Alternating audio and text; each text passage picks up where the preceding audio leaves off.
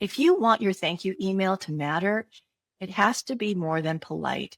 It has to be useful. You got the interview. Yay! You're prepared. Well done. You had great rapport with a hiring manager. Well, I love it. And you left thinking that went really, really well. You send your thank you email. You tell them how you felt energized by the conversation. You're excited about the opportunity and you're available for anything that's needed and you'd love to be considered. And then you add that classic closer. Let me know if you need anything else. Then crickets. What the heck happened? Now, we don't have a crystal ball, but a common place that things go sideways, it's a thank you note. Here's the thing. Hiring managers may still be deciding who to hire, and your thank you note isn't doing its job if it's just about showing appreciation.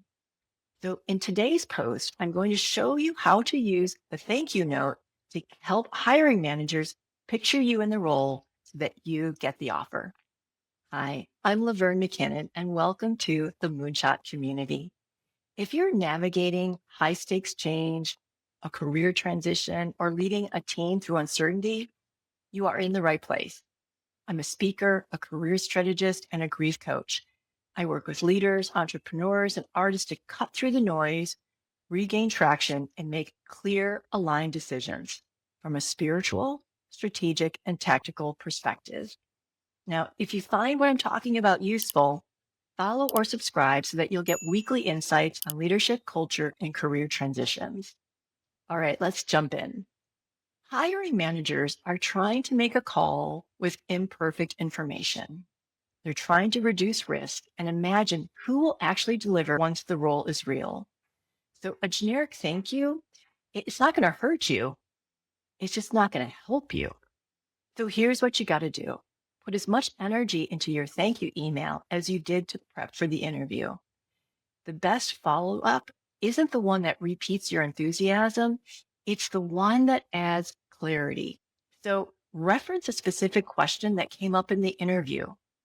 Offer additional thoughts on how you'd approach it. Keep it short, keep it practical. You're no longer asking to be chosen. You're showing what it would feel like to work with you. Let's name what we're doing here. It's called a high signal thank you email. And it's a short follow-up that does two things at once.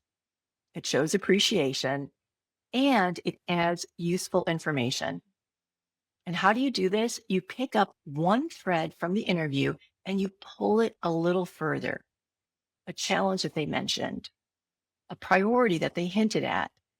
You're basically saying, I've been thinking about what you shared, and here's how I'd start.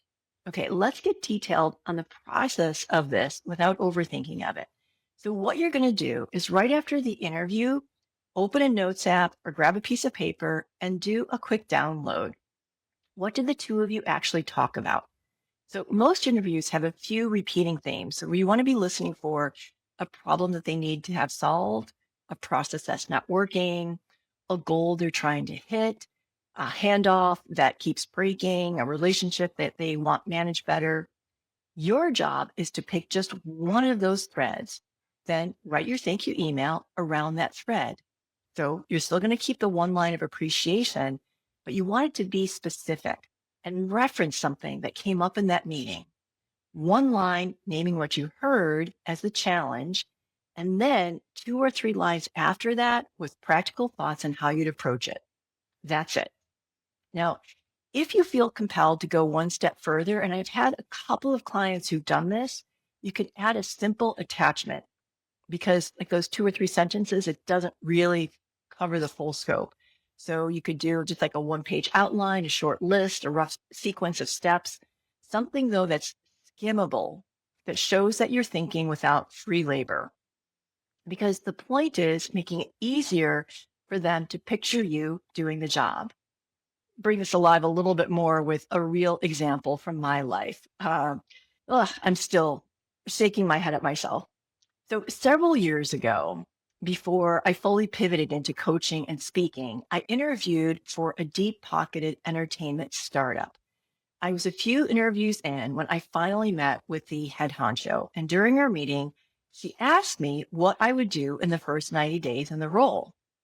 Well, I wasn't prepared for that question because most of the time I was interviewing with people who knew what the role required, but she was new to the industry, so it was a legitimate question. And I bumbled it. And here's where I wish I could time travel. So I sent a thank you email that did what most thank you emails do. It said I was excited and it closed with, let me know if you need any references. What it didn't do was pick up the thread that she handed me. That 90-day question was a thread. The follow up, the thank you note, was my chance to course correct my bumble, to be clear and succinct and specific about how I would approach the work. And that would have done two things. It would have answered the question that I bumbled, and it would have made it easier for her to picture me doing the job. I've since heard versions of this from HR leaders too. The follow up that moves the needle is rarely the warmest one. It's the clearest one that adds extra value. Bottom line, if you want your thank you email to matter, it has to be more than polite. It has to be useful. Reference something real from the conversation and add a small piece of clarity because you're helping them feel more confident about choosing you. Before we go, if you want more support as you navigate your career change, I want to invite you to a paid membership community. It's called Solid Ground. So when you're feeling wobbly, I get you back to solid ground. So you get monthly career grief lessons, you get live coaching, you get journal prompts, you get worksheets, and of course, a weekly meditation. I hope that you'll consider joining. It's $5 a month or $50 a year because I want to make this as accessible to people as possible. You can find out more and join at moonshotmentor.substack.com. And before we wrap, a very big thank you to Amanda Kenny for her social media expertise and editing, and to Lauren Deacon for handling all of the operations for the Moonshot community. Most of all, thank you for being here. I so appreciate your time, and I look forward to seeing you next time. And until then, keep going after your moonshot.